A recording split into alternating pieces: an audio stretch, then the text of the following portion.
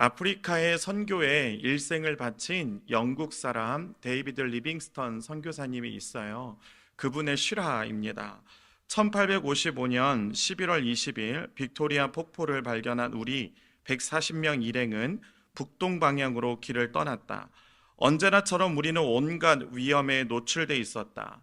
우리 일행이 길을 갈 때에 원주민 무리들이 나타나 우리를 공격하려 하기도 했으나 그들은 우리에게 싸울 의사가 전혀 없음을 알아차리고서는 곧 돌아가 버리곤 했다.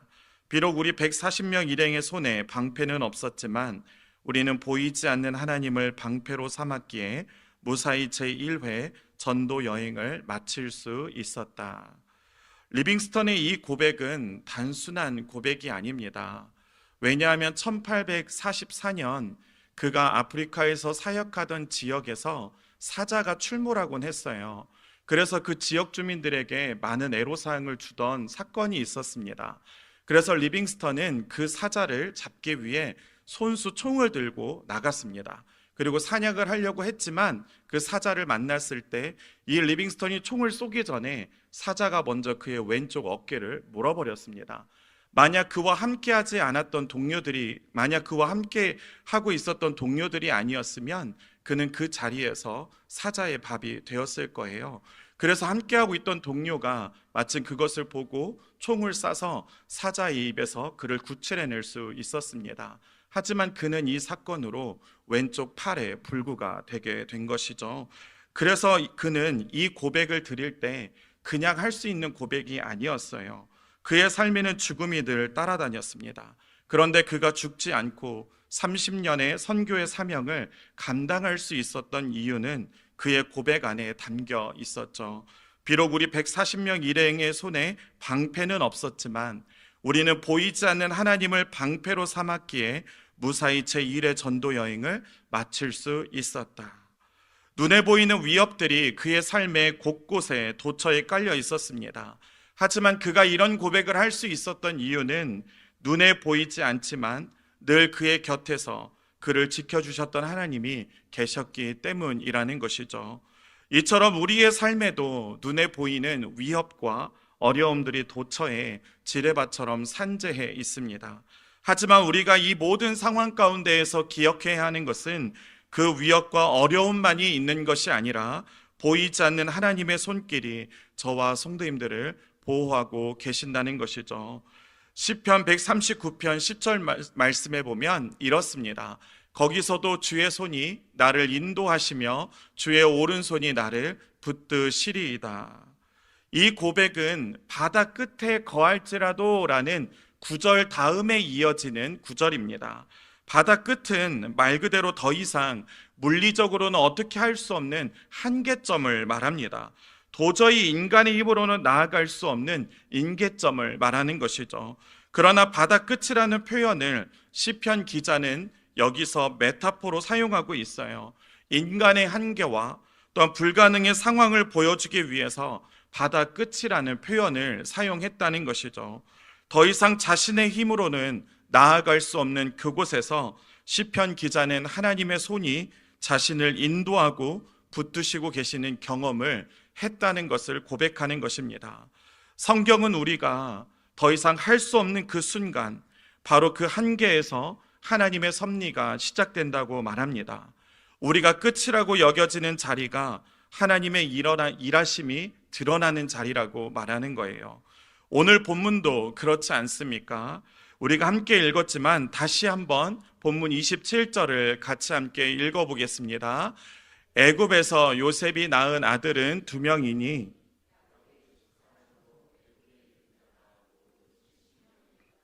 아멘. 우리는 여기서 70명이었더라 라는 이 숫자에 좀 주목할 필요가 있습니다. 지금 야곱의 자녀들이 애굽에 있는 요셉을 만날 수 있었던 배경은 흉년이라는 특정한 상황이 있었기 때문이에요. 흉년이 이 본문의 배경 아래에 깔려 있다는 것이죠. 고대 사회에는 지금처럼 과학기술이 발전한 시대가 아니었어요. 말 그대로 흉년이 오면요, 정치적으로, 경제적으로, 사회적으로 많은 혼란을 겪었던 것이 고대 사회였습니다. 흉년 때문에 왕이 바뀌기도 했어요. 아브라함도 흉년이 오자 가나안 땅에서 애굽으로 내려가지 않았습니까? 룻기의 시작도 흉년 때문에 엘리멜렉과 나오미 가정이 모압으로 이주하지 않았습니까? 얼마나 견딜 수 없는 어려움이 찾아왔으면 이주까지 강행했을까요? 이런 맥락에서 다시 본문을 보게 되면 70명이었더라 라는 이 표현은 이런 극심한 대혼란의 상황 속에서 하나님은 야곱의 가족을 지키셨다라는 것을 보여주는 증거입니다. 그렇다면 왜 하나님은 야곱의 가족을 지키셨을까요? 오늘 본문을 통해 두 가지로 함께 말씀을 나누겠습니다. 그 첫 번째로 하나님의 구원 계획 때문입니다. 성경에서 70이라는 이 숫자는 상징을 가지고 있는 숫자예요. 보통 우리는 숫자 7을 뭐라고 부르죠? 완전수라고 부릅니다. 숫자 7에 10을 곱한 수가 70이죠. 그래서 고등 외남 학자는 70이라는 숫자가 문자적인 숫자가 아니라 예표론적인 숫자라고 말합니다. 70이라는 숫자는 먼저 창세기 10장에서 출현하고 있습니다. 창세기 10장은 노아의 자손들을 통해 흩어진 12개의 목록들이 나오죠. 근데 그 목록들을 보면 70족속입니다. 노아의 자손들이 온 열방 가운데 퍼져나가는 충만함을 보여주듯이 야곱의 자손들이 하나님의 언약 백성들로서 애굽 땅에 이르러 한 민족으로 형성되는 충만한 숫자를 보여주고 있는 것이죠. 야곱의 자손들이 하나님이 약속하신 큰 민족으로 자라날 씨앗이 땅을 뚫고 나왔다는 것을 말해주는 것이 바로 70명이었더라라는 이 70명이라는 숫자 안에 담겨진 의미라는 것이죠. 이는 하나님의 계획이 열국 가운데 이스라엘을 통해 충만히 이루어질 것을 보여주는 상징적인 숫자였다는 것입니다. 이 70은 예수님이 제자들을 파송할 때도 나타나죠. 예수님은 전도자 70인을 따로 세워 각 지역으로 보낼 때 둘씩 짝을 지어서 보냅니다. 누가복음 10장 1절 말씀에 보면 이렇습니다. 그 후에 주께서 따로 70인을 세우사 친히 가시려는 각 동네와 각 지역으로 둘씩 앞서 보내시며, 그리고 그들이 가져온 소식은 너무나 경이로운 이야기들이 가득 차 있었어요. 누가복음 10장 17절을 우리 같이 함께 읽어보겠습니다. 70인이 기뻐하며 돌아와 이르되 주여 주의 이름이면 귀신들도 우리에게 항복하더이다. 할렐루야. 예수님의 이름이 선포되는 곳에서 악한 영들이 떠나가고 하나님의 나라가 이루어지는 역사가 일어났다는 것이죠. 다시 말해서 야곱의 자손들을 통해 이스라엘이 세워지고 하나님께서 그들을 통해 열방 가운데 자신의 뜻을 이루어 가셨던 것처럼 예수님께서 세우신 70인은 하나님의 나라를 선포하고 하나님의 나라를 확장하는 도구로 사용받았다는 것입니다. 이는 하나님의 백성이 그분의 이름으로 나아갈 때 세상과 또한 영적인 영역에서 하나님의 통치가 드러나고 이루어진다는 사실을 보여주는 증거라는 것입니다. 70이라는 숫자를 어찌 보면 우리는 작다고 말할 수 있습니다. 하지만 흉년의 시기에 이 70이라는 숫자가 유지되었다는 것은 하나님의 기가 막힌 보호하심이 없었다면 불가능한 일이었다는 것이죠. 여기에는 하나님의 놀라운 계획이 담겨 있었기 때문입니다. 야곱의 12아들을 통해 이스라엘 민족이 세워지고 이 민족을 통해 열방을 구원할 하나님의 구속의 역사가 예수 그리스도라는 메시아를 통해 성취되어지기 때문이죠. 그래서 본문은 어느 순간부터 다른 형들도 있는데 유다라는 이 한 사람을 앞세우기 시작합니다. 본문 28절에 보면 야곱은 유다를 먼저 미리 보냅니다. 야곱이 유다를 요셉에게 미리 보내어 자기를 고센으로 인도하게 하고 다 고센 땅에 이르니, 단순한 가족 내에서 역할이 변한 것을 말하는 것이 아니에요. 이것은 하나님께서 앞으로 구속의 역사를 누구를 통해서 이끌어갈지를 보여주는 그 방향성을 표현하기 위해 유다를 앞세우고 있는 것입니다. 무슨 말입니까? 유다를 통해서 장차 오실 메시아 예수 그리스도가 예비되고 있음을 암시하고 있는 것이죠. 유다가 앞서 행한 것은 고센 땅으로 인도하는 안내자로서의 역할을 넘어 하나님의 구속 계획을 드러내는 메시아의 그림으로 등장하고 있다는 것이죠. 하나님께서 야곱의 자손들을 흉년 가운데 지키셨던 이유가 바로 여기에 있습니다. 70명으로 시작된 작은 씨앗이 예수님을 통해 열방을 구원하는 하나님의 놀라운 구속의 계획으로 이어지기 때문이죠. 작은 시작일지라도 그것이 하나님께서 계획하신 일이라면 반드시 이루어진다는 것입니다. 그렇습니다. 우리도 때로는 내가 하는 것이 작다고 느껴질 때가 있죠. 그래서 큰 일을 해야만 하나님과 사람에게 인정을 받을 것만 같습니다.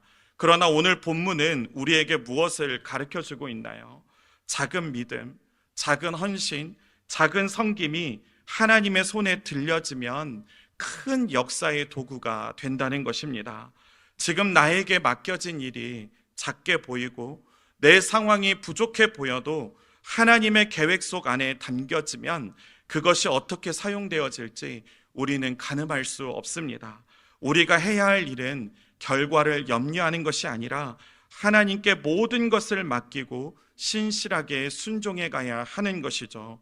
작은 시작이라도 믿음으로 충성하며 나아가면 하나님께서 그것을 통해 큰 일을 이루실 줄 믿습니다. 작은 시작이라도 하나님께서 함께 하시면 반드시 이루어집니다.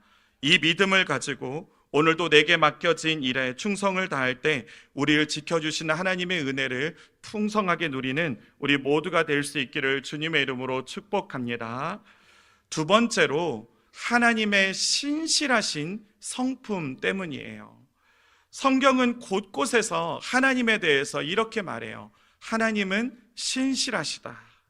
신명기 7장 9절 말씀에서 모세는 하나님에 대해서 이렇게 표현합니다. 그런즉 너는 알라 오직 내 하나님 여호와는 하나님이시요 신실하신 하나님이시라. 그를 사랑하고 그의 계명을 지키는 자에게는 천대까지 그의 언약을 이행하시며 인애를 베푸시되. 모세는 지금 하나님을 어떤 분으로 소개하고 있습니까? 신실하신 하나님이라고 고백하고 있어요. 여기서의 이 신실이라는 이 단어는 믿음, 성실, 신뢰 또는 확실함이라는 뜻을 가지고 있는 에무나라는 이 단어로 쓰여졌습니다. 그런데 이 단어가 사실 보여주는 그 전체적인 그림은 무엇이냐면요, 인간의 불완전함이나 실패에도 불구하고 변함없이 하나님은 그의 약속을 이루어 가시며 언약을 지키시는 신실하신 분이라는 것을 보여주는 것입니다. 다시 말해서 야곱과 그의 자녀들이 삶에서 실수와 실패를 거듭하면서도 하나님은 그들의 부족함과 연약함을 초월하여 자신의 약속을 끝까지 이루어 가시는 분임을 드러내고 있는 것이죠. 그 대표적인 사건이 바로 요셉의 형들 아니었습니까? 동생을 노예로 팔아넘기는 그 잔인한 행동을 저지르고 또한 그 요셉을 팔아넘기는 그 상황 가운데에서도 양심의 가책을 느끼지 않았던 사람들이 바로 요셉의 형들이었어요. 그런데 그럼에도 불구하고 하나님은 그런 형제들조차도 용납하시고 오늘 본문에서처럼 구원의 자리로 인도하셨다는 것이죠. 이것이야말로 인간의 실패에도 불구하고 하나님의 언약은 결코 변하지 않으며 그의 계획은 신실하게 성취된다는 것을 보여주는 가장 명확한 증거라는 것입니다. 그런데 하나님은 여기서 멈추지 않으세요. 하나님은 이런 그들에게 더 나아가서 한 가지 일을 더 행하십니다. 그것이 바로 애굽에서 정착할 수 있도록 그들을 위해 고센 땅을 예비하셨다는 것이죠. 본문 29절 말씀에서 야곱은 드디어 요셉과 상봉을 합니다. 요셉이 그의 수레를 갖추고 고센으로 올라가서 그의 아버지 이스라엘을 맞으며 그에게 보이고 그의 목을 어금맞춰 안고 얼마 동안 울매. 여기서 우리는 하나님의 신실한 성품이 구체적으로 어떻게 드러나는지를 볼 수 있습니다. 이 고센 땅은요, 애굽의 북동부 지역의 나일강 삼각주 지역에 위치하고 있어요. 비옥한 토양을 가지고 있고요, 또한 풍부한 물을 가지고 있었기에 가축과 농업에 아주 적합한 땅이었습니다. 애굽 중심지에서는 약간 떨어져 있어요. 변방에 위치해 있지만 야곱의 가족 70명이 충분히 정착하고도 남는 땅이었습니다. 특별히 하나님께서 애굽의 중심부에서 변방 쪽에 있는 이 고센 땅을 선택하신 이유는 하나님의 백성이라는 이 독특한 정체성을 지켜가게 하기 위해서였습니다. 하나님의 뜻은 단순히 생육하고 번성하는 것에 목적이 있는 것만이 아니었어요. 하나님의 백성이 하나님의 백성답게 살아가는 환경을 하나님은 열어가고 계셨던 것이죠. 그렇기에 고센은 하나님의 백성을 위한 은혜의 처소로 예비된 곳이었다는 거예요. 야곱의 가족들이 이 고센 지역으로 이주해 올 수 있었던 이유는 그들의 공로나 어떠한 자격 때문이 아니었습니다. 전적으로 신실하신 하나님의 은혜와 약속의 성취 때문이었다는 것이죠. 처음부터 끝까지 하나님의 섭리 가운데 모든 일이 이루어졌다는 것입니다. 아브라함은 하나님의 약속을 끝까지 신뢰하지 못하고 하갈에게서 이스마엘을 낳습니다. 그런데 하나님은 그럼에도 불구하고 그런 아브라함에게 약속의 자녀 이삭을 주십니다. 야곱은 큰 자가 작은 자를 섬길 것이라는 말씀을 받았으면서도 그것을 신뢰하지 못하고 자신의 수단과 방법으로 장자의 축복을 뺐습니다. 그런데 하나님은 그런 야곱의 성정을 알면서도 그럼에도 불구하고 그를 포기하지 않으시고 그를 이스라엘이라는 이름으로 변화시키며 하나님의 언약 백성의 조상이 되게 하셨다는 것이죠. 모세는 어떻습니까? 혈기를 참지 못하고 애굽 사람을 죽이는 실수를 범해 도망자 신세가 되었죠. 그런데 하나님은 그럼에도 불구하고 모든 지위와 신분을 잃고 미디안 광야에서 목자로 살고 있던 모세를 다시 불러 이스라엘을 출애굽으로 이끄는 지도자로 세우지 않았습니까? 다윗은 간음과 살인의 큰 죄를 저질렀던 사람이었어요. 그럼에도 불구하고 하나님은 그를 버리지 않으시고 회개케 하심으로 다시 메시아의 계보를 잇는 사람의 자리에 있게 하셨다는 것이죠. 베드로는 예수님이 가장 외로운 그때에, 가장 심각한 고난을 당하실 그때에 3번이나 부인하는 잘못을 저질렀던 사람이었어요. 그런데 예수님은 그럼에도 불구하고 다시 그에게 찾아오셔서 그에게 손을 내미시고 그를 용서하시고 용납하셔서 초대교회의 기둥으로 세우지 않으셨습니까? 사도 바울은 어떻습니까? 한때 예수님을 믿는 자들을 박해하는 자였지 않습니까? 그런데 그럼에도 불구하고 하나님은 그를 변화시키셔서 초대교회의 선교에 한 획을 긋는 인물로 만들어 버리셨다는 것이죠. 이처럼 성경은 인간의 연약함과 실패에도 불구하고 하나님의 신실하심이 변함없이 드러나는 놀라운 이야기를 증언하는 책입니다. 우리는 그들의 실수와 부족함을 통해 하나님의 은혜와 신실하심이 얼마나 큰지 놀라운지를 성경을 통해서 수없이 발견할 수 있게 된다는 것이죠.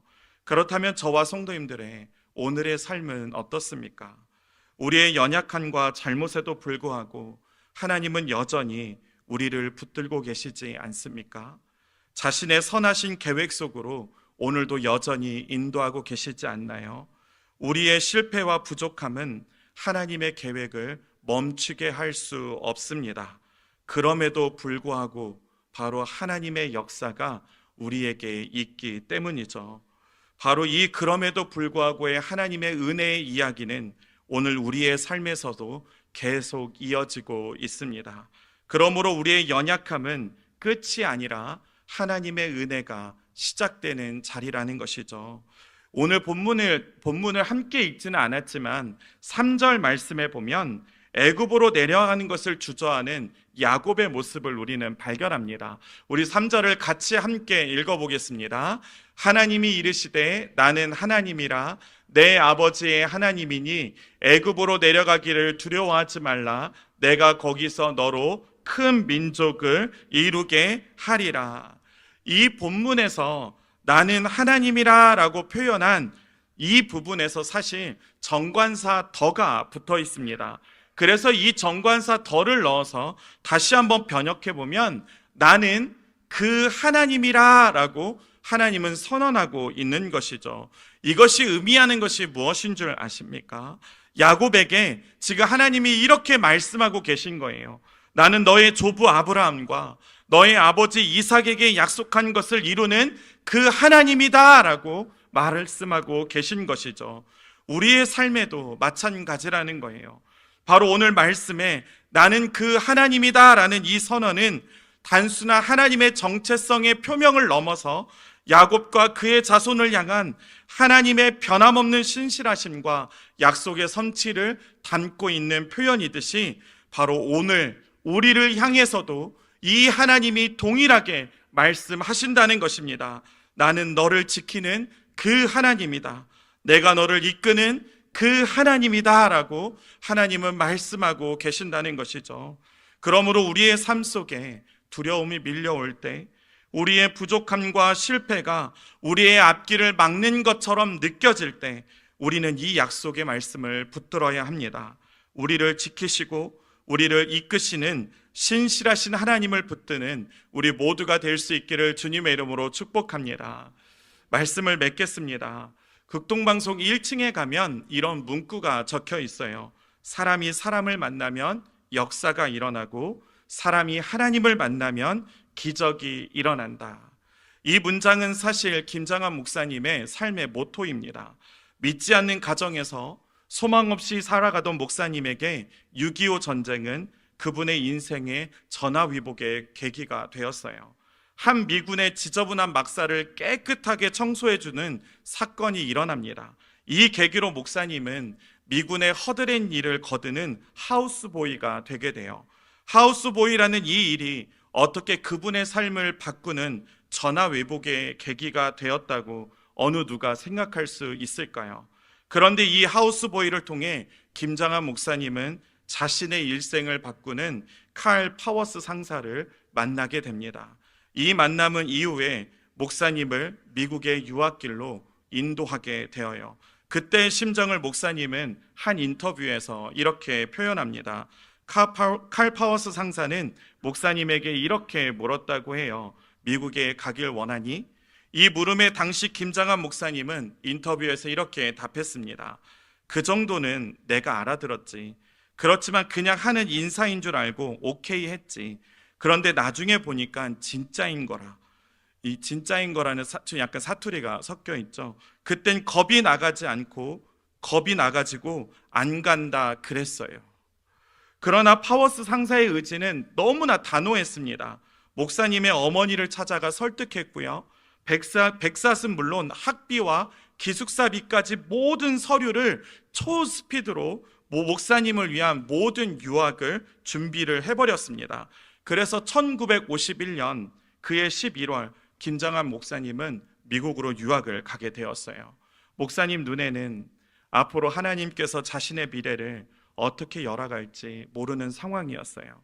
미국의 유학의 길이 자신의 길에 플러스가 될지 아니면 마이너스가 될지 목사님은 알 수가 없었습니다. 하지만 목사님은 미국의 유학길에서 영어를 익숙하게 하게 되었고 밥 존스 신학교에 진학하여 1959년 석사 학위를 받고 한국으로 다시 돌아오게 됩니다. 그런데 이 유학의 길은 1973년 여의도 광장에서 이루어진 빌리 그레암 목사님의 전도 대회를 통하여 완전히 드러나게 됩니다.